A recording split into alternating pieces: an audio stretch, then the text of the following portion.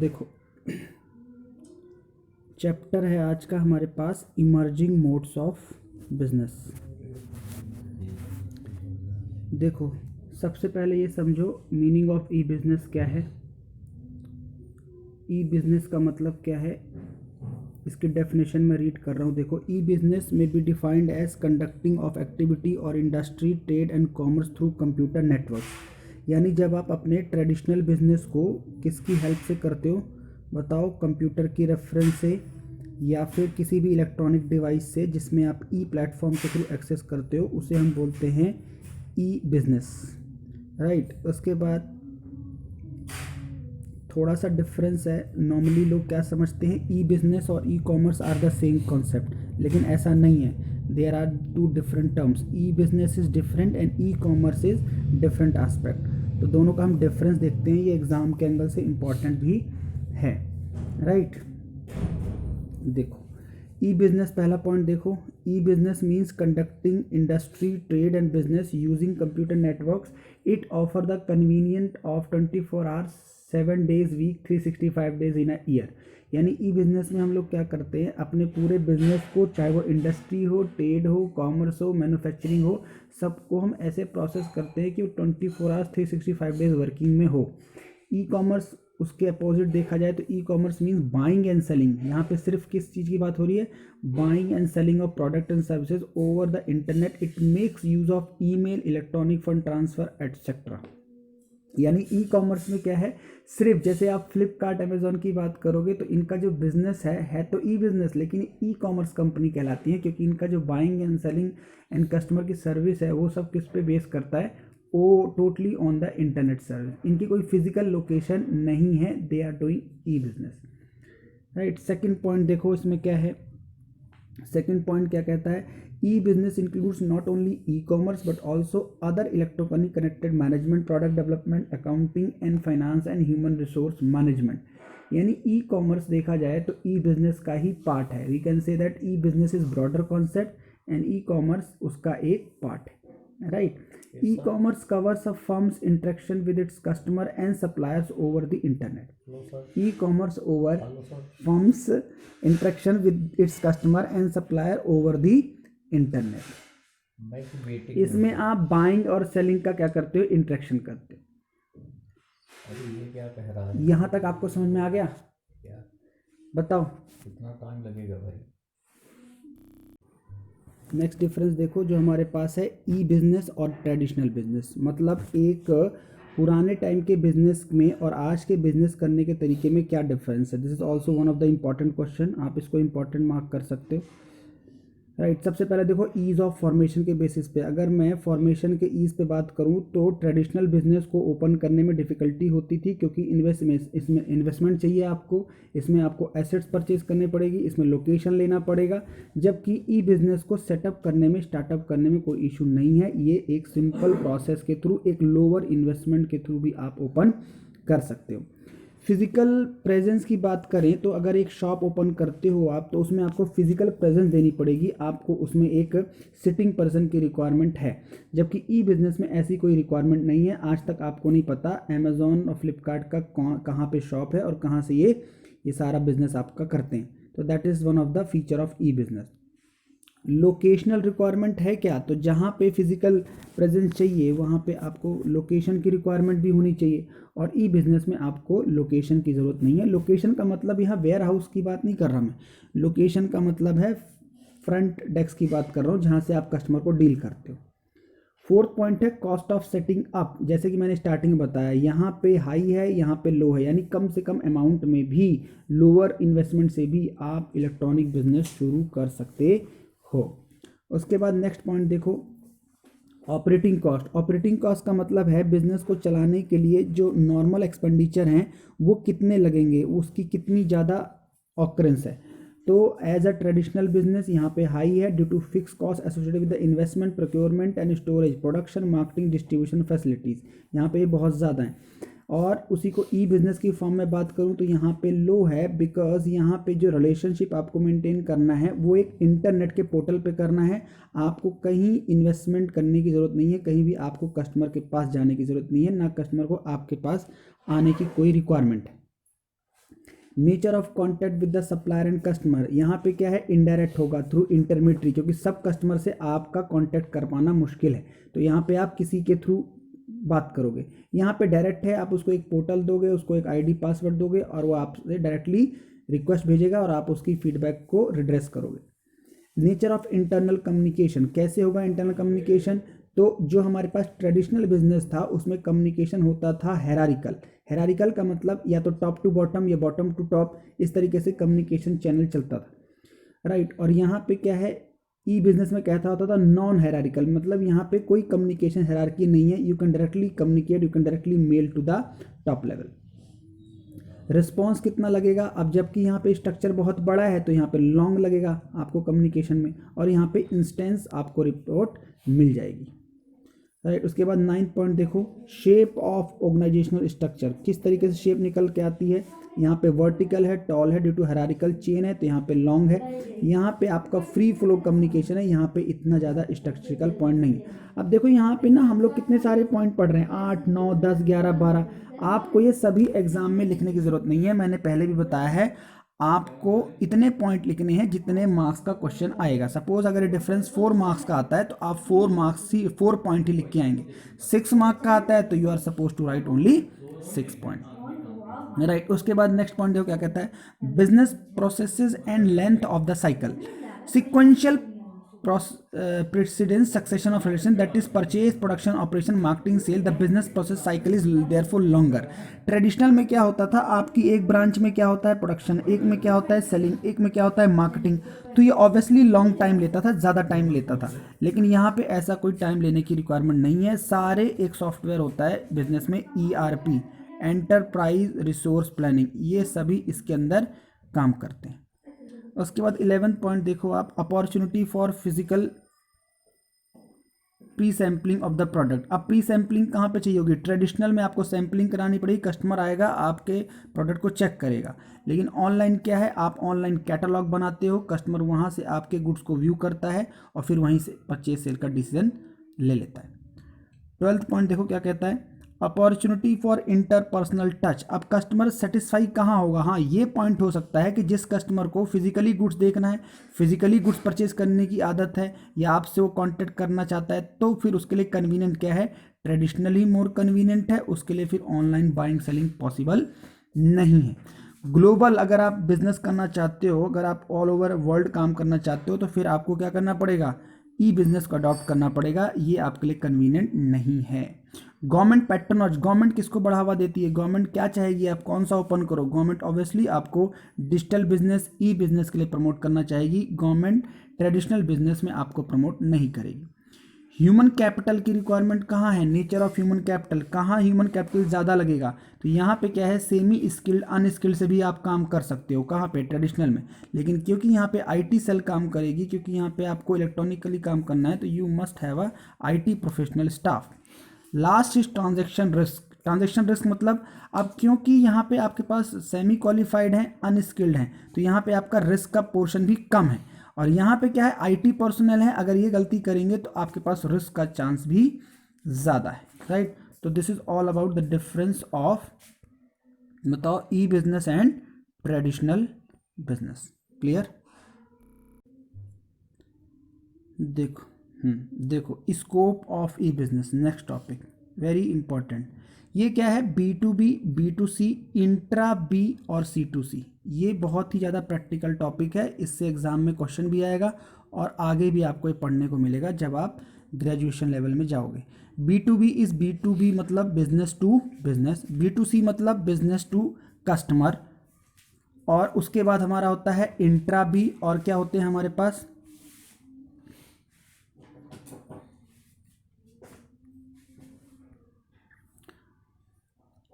Intra भी हमारे पास होता है, और एक हमारा होता है C2C, इसे हम बोलते हैं क्या, कस्टमर टू कस्टमर, राइट। अब ये ऑनलाइन बिजनेस करने के पोर्टल्स हैं, इतने स्कोप हैं, इतने तरीके से आप इंटरनेट बिजनेस कर सकते हो, इतने तरीके से आप डिजिटल मार्केटिंग कर सकते हो और अपना बिजनेस ओपन कर सकते हो।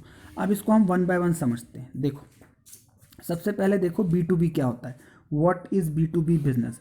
B2B में क्या होता है, देखो B2B का मतलब होता है दो बिजनेस आपस में एसोसिएटेड हैं। जैसे कि मैं बात करूं इंश्योरेंस सेक्टर, तो इंश्योरेंस में एक हमारे पास है LIC और दूसरा हमारे पास है मान लो स्टार हेल्थ इंश्योरेंस। अब मुझे लगता है कि मैं इंश्योरेंस किस में करा रहा हूँ, LIC में, है ना। लेकिन अगर LIC के पास कस्टमर की रीच फुल हो गई, अगर ऐसी LIC के पास अब और स्कोप नहीं है, तो वो बिजनेस ट्रांसफ़र कर देगा किसको, बताओ, स्टार हेल्थ इंश्योरेंस को। इसका मतलब ये B2B बिजनेस है, इसका मतलब ये B2B बिजनेस है। समझ गए, बिजनेस टू बिजनेस दोनों का एक पोर्टल है और वो आपस में लिंक है। उसके बाद B2C, ध्यान से समझो क्या है। B2C का मतलब है business to customer. Business to customer मतलब, बिजनेस टू कस्टमर का मतलब है उस एक बिजनेस, जैसे कि अमेजोन, उसने ऐसा पोर्टल बना दिया कि उसमें मैं और आप इंटरेक्ट कर रहे हैं और वहां से बाइंग सेलिंग कर रहे हैं। तो एक ऐसा प्लेटफॉर्म जहां पे एक सप्लायर जो बिजनेस है और कस्टमर मैं और आप शॉपिंग कर रहे हैं, परचेज कर रहे हैं, फीडबैक ले रहे हैं, ऑर्डर दे रहे हैं। This is B2C। इंट्रा भी ध्यान से समझेंगे, इंट्रा भी का मतलब होता है विद इन दी ऑर्गेनाइजेशन जब कोई नेटवर्क काम करता है। जैसे कि मान लो हम एक कंपनी में काम करते हैं, TCS, टाटा कंसल्टेंसी सर्विसेज। अब उसकी एक ब्रांच गुड़गांव में है, एक नोएडा में। तो गुड़गांव की ब्रांच नोएडा से कम्युनिकेट कर रही है, वहाँ के एम्प्लॉय उस सर्वर में जुड़े हुए हैं। तो यानी सिर्फ इंट्रा बी में ऑर्गेनाइजेशन के एम्प्लॉय ही कम्युनिकेट कर पाएंगे, कोई बाहर का पर्सन उसको एक्सेस नहीं कर पाएगा। इसे हम बोलते हैं इंट्रा बी। C2C क्या है, ध्यान से समझेंगे, जो आप OLX यूज़ करते हो, राइट, जो आप ओल्ड चीज़ों के लिए आजकल जो मार्केटिंग होती है, जहाँ पे आप अपनी पुरानी गाड़ी, पुराने सामान, या कोई ऐसा पोर्टल जहाँ पे एक कस्टमर अपनी गुड्स को बेचता है और दूसरा कस्टमर उसको सेल करता है, तो इसे हम बोलते हैं C2C, customer to customer, right.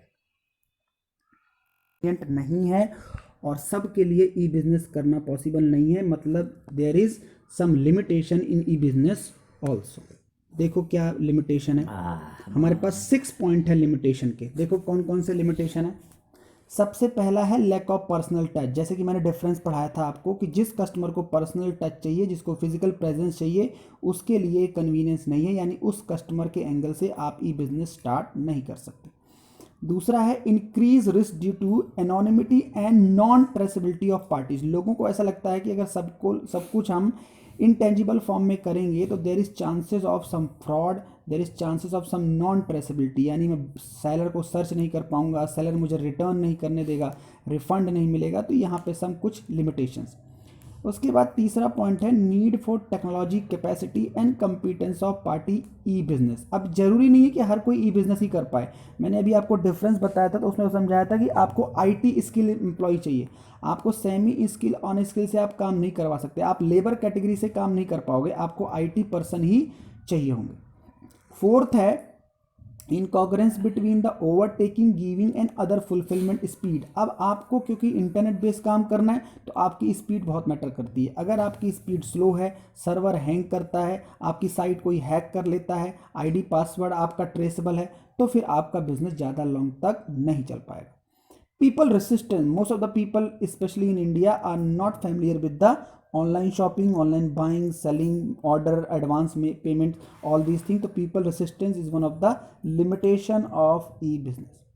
6th point देखो, ethical fail out means there is some privacy issue। जैसे आजकल आप देख रहे हो व्हाट्सएप का बहुत बड़ा इशू चल रहा है, हालांकि वो इशू ऐसा जेन्युइन है नहीं, है ना, उसमें कोई ऐसा प्राइवेसी इशू है नहीं, लेकिन किसी की डीमार्केटिंग करने के लिए ऐसे पॉइंट आ सकते हैं कि हमारा डेटा लीक हो जाएगा, हमारे फोटोज़ कोई लीक कर देगा, हमारा पासवर्ड हैक हो जाएगा। तो there are some ethical lockout, क्योंकि सोशल मीडिया है तो उसमें आपके डेटा भी हैक हो सकता है। क्या ये टॉपिक हमारे पास कहता है कि कितने रिसोर्सेज हमें चाहिए। सपोज आप अपना ई बिजनेस शुरू करना चाहते हो, आप अपना डिजिटल बिजनेस स्टार्ट करना चाहते हो, तो what are the resources you need to develop for starting your e-business। तो first of all well designed website. अब इसको कोचिंग इंस्टीट्यूट के एंगल से लो, आप जितने कोचिंग इंस्टीट्यूट हैं, if they are really affected by the कोविड-19 सिचुएशन, तो they must develop a well verse website where they can enroll the courses, they can sell the courses, they can send the PDF classes and all। तो first of all you must develop what, website. अच्छी website आपके पास होनी चाहिए, that is the primary requirement for going into the e business. First is adequate computer hardware. अब क्योंकि आप website open कर रहे हो, इंटरनेट का यूज़ कर रहे हो, तो you must have a very good competent personal computers hardware systems. अब उसको चलाएगा कौन? तो third requirement is technically qualified responsive personal. आपको चलाने वाले स्टाफ भी होने चाहिए जो वेल आईटी क्वालिफाइड होने चाहिए। उसके बाद इफेक्टिव टेलीकम्युनिकेशन। अब आपको ज़्यादातर जो काम होगा वो टेलीकॉन्फ्रेंसिंग पे होगा, कॉलिंग पे होगा। You have to make a call, you have to receive a call, you have to receive the queries of the customer and you have to handle as well. तो ये सब चीज़ों के लिए आपको these are the 4 primary requirements. ऐसा नहीं है 4 रिक्वायरमेंट से आप ई बिजनेस शुरू कर दोगे। These are the 4 primary requirement for starting of a e business. Clear?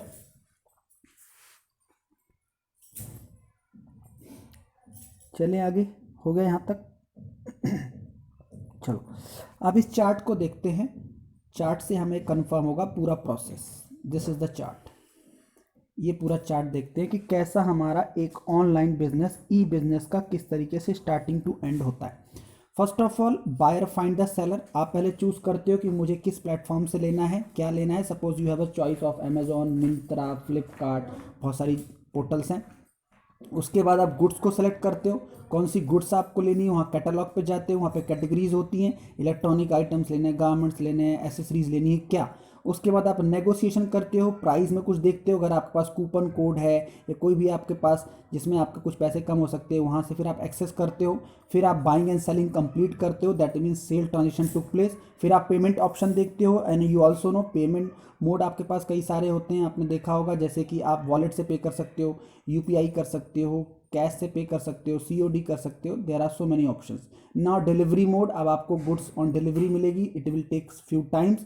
And then post delivery activities का मतलब होता है अगर आपने सीओडी का ऑप्शन लिया है तो you have to pay cash after when you receive your goods. And post sale का मतलब ये भी होता है कि आपको 7 डेज का टाइम भी मिलता है, you can return refund your that goods. This is the whole chart. इसमें हमने देखा किस तरीके से हम बाइंग को कंप्लीट करते हैं, the whole transaction get completed. Clear?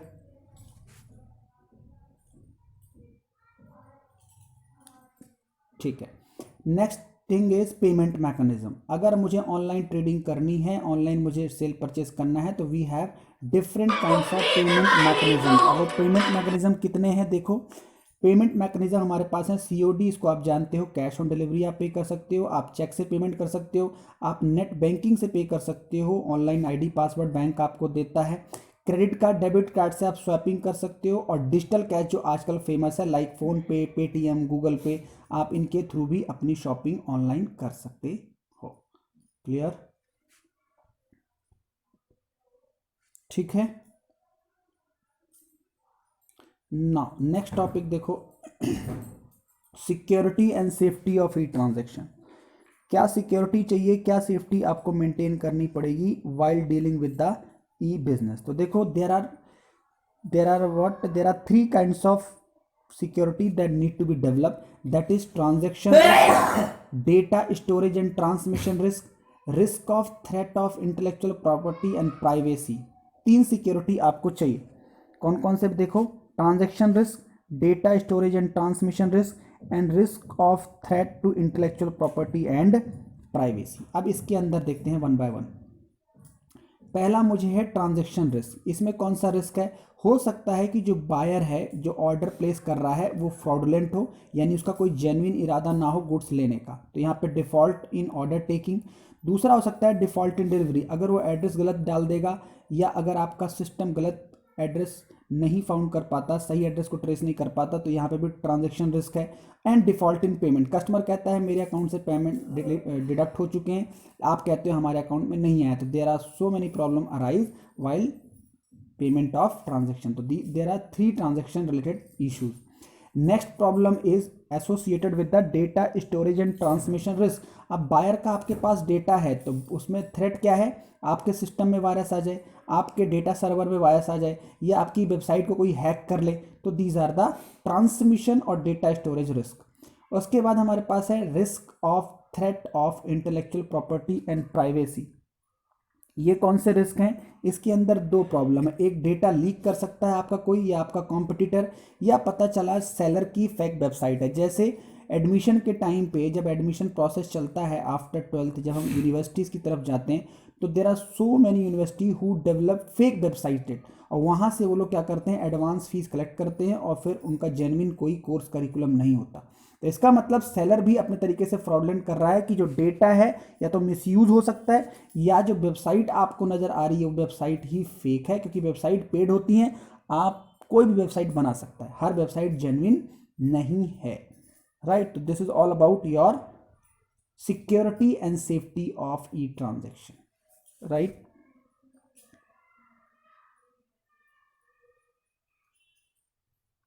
चलिए,